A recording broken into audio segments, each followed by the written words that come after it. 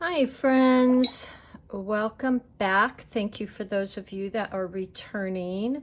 So today I thought we'd play with, sometimes I just like to practice and do something that's just kind of relaxing and fun, and leaves are like that for me. So today we're going to paint this beautiful little fern leaf, I guess it might be. So I am using, as always, my 140-pound 300 GSM cold press paper. And this is just one of those little inexpensive pads from Michaels. I buy these in bulk because I go through them.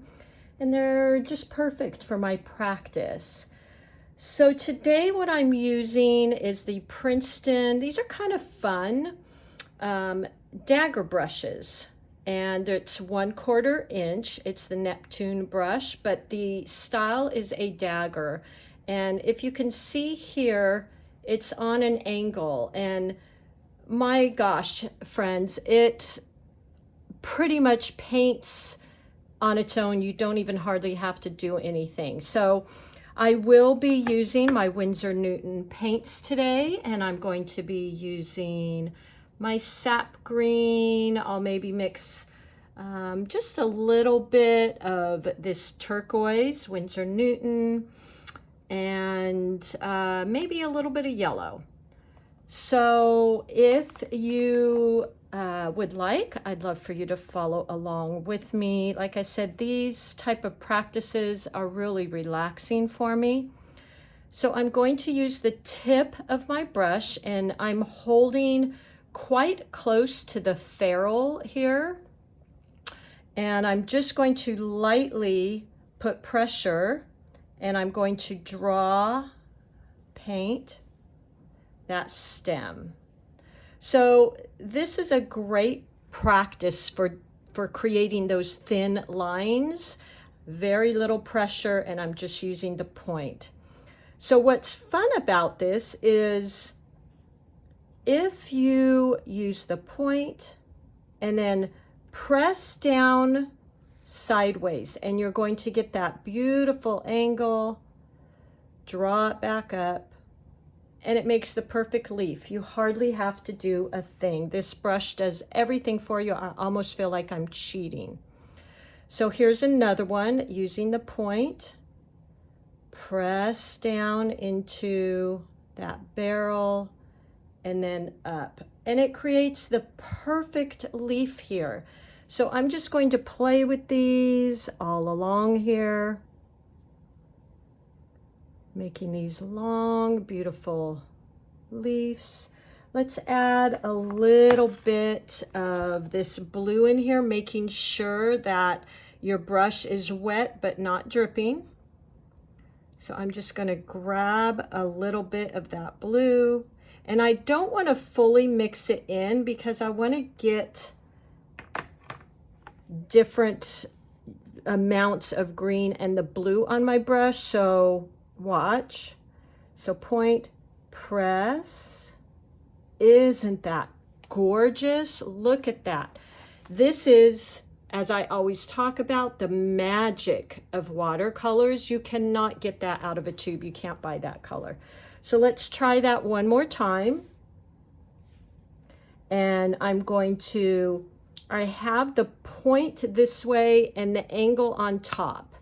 So I'm holding that to the side, and I'm going to use the point, press down.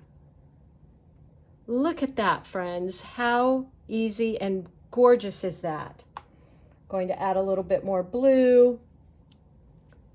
Coming down, point, press. Isn't that beautiful? And this is such a relaxing practice.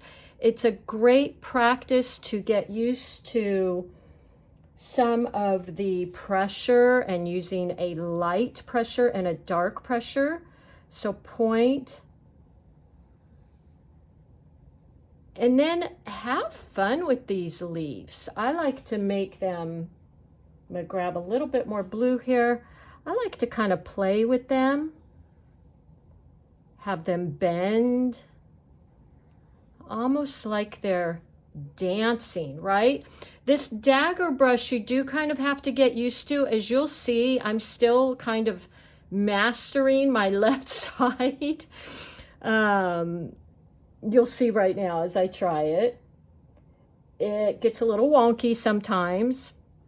So I have the dagger brush, and I'm just going to point, press, and point. So see, I have a hard time with this sometimes too.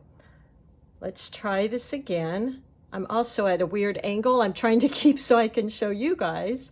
Point, press. So I'm going to try from the top down and see if that helps me. Point, press, and then back to a point. A little bit better. And what I love about painting these leaves is there's really no right way. So let's try it again. Point, press. Look at that beautiful color. Isn't that gorgeous? Let's see if it helps. I'll turn my paper upside down. I just like to play. Let's see what else I can come up with here. So point, press, like so. Point, press, and so. So that seemed to help me. Sometimes doing, you know, the left side can be a little bit challenging if you're right-handed or vice versa. So point, press, like so. And then what I'm going to do is point, press, like so. Now I'm going to go back in. Look at how beautiful that is. I think that's so pretty. It's like you're just playing with the pigment on the page. Now what I'm going to do is I'm going to rinse my brush, and I have my 2 containers of water. So I have my wash container, and then I have my rinse container, because watercolors again is so transparent that you want to make sure that you're getting a really clean water. So when you go into your next color, it doesn't carry over. So let's try a different value of this green hue, which just means I'm going to be using less water. So let me try that here. I'm going to use a lot more paint, and I'm going to go in here and let's do a branch right here. So now I've switched to my round Princeton brush, number 8, and let's see what I can create with this. So I'm pointing, very little pressure, push in and widen out that barrel and come up. Okay, let's do that again. Point, press, and come up. Isn't that fun? Now I may try to do maybe a lighter color. Point, press, and back up to that point. Let's try a watered down version of that paint, and you can get an idea of when you use a lighter value of paint, which just means more water to paint, and it will look like it's in the background. So let's try one of those. Okay, well, see, I really didn't get that as light as I wanted, so I'm just going to add a little bit more water. Let's try again. Now here I'm dealing with this left side again. Point, press, and point. So see how that really looks like that leaf is in the background. I got the perfect consistency of water and paint. Here's another one we'll do here. Point, press, and point. So can you see those? And look how those lighter value of the same hue looks like it's in the background. That gives you this depth. So if your watercolor paintings are ever looking a little boring or flat, just play with the values of that hue. So let's do another one right here. Point, press. Now again, this is a lot of more water than paint, so it's giving me that lighter value. One more time here. Let's tuck this one behind this leaf. Point, press, and point at the end. So hopefully you're getting that concept. Now I'm going to go in here with a really dark concentrated value, which is a lot of paint compared to water, and watch what happens. So let's go in here and point, press, point. So that really pops out, doesn't it? Because I'm using a very opaque or heavier value of that paint. So I'm going to do it one more time. Point, press, point. So these leaves that are a darker value really pop out. It gives this beautiful push and pull and interest for your eye. Now I'm going to add in a couple lighter value ones, maybe up in here, or we could even tuck them in behind here. Let's try that. See if I have a light enough value here. Okay. So let's go here, point, press, and bring it up through here. Can you see that? It really tucks in that leaf. Let's do one here, point, press, point. You can almost barely see it. It has so much water, but it's giving you this push, this pull, this beautiful depth. Maybe let's add in a dark leaf down here to kind of keep your eye moving around this picture. So we've got some dark, kind of playing with these values and colors. So I'm going to put a dark one right here. Point, press, point. There we go. That added some interest. Maybe I'll go for a really light one back here. Let's just do that. Point, press. Ooh, look at that. Point, press. Have that come up behind here, maybe through here, poking through. So you've got this leaf in the background. Isn't that wonderful? So that's more water to paint. Point, press. And then if you want, you know, play with the dagger brush. I don't use this a lot, so I typically always use my round brush. That's just my thing. And then let's just get a little crazy here, shall we? And I'm going to create a yellow green, and let's add that in there for some interest. So by the way, this is a very cohesive, very nice blending of colors. We're using colors that are right next to each other on the color wheel, so it's very gentle on the eyes. It's very pleasing. This isn't contrasting colors, so that's why it's very almost calming. So here's a little bit of a yellow green. Let's play with that and see what we can do with that. So point, press.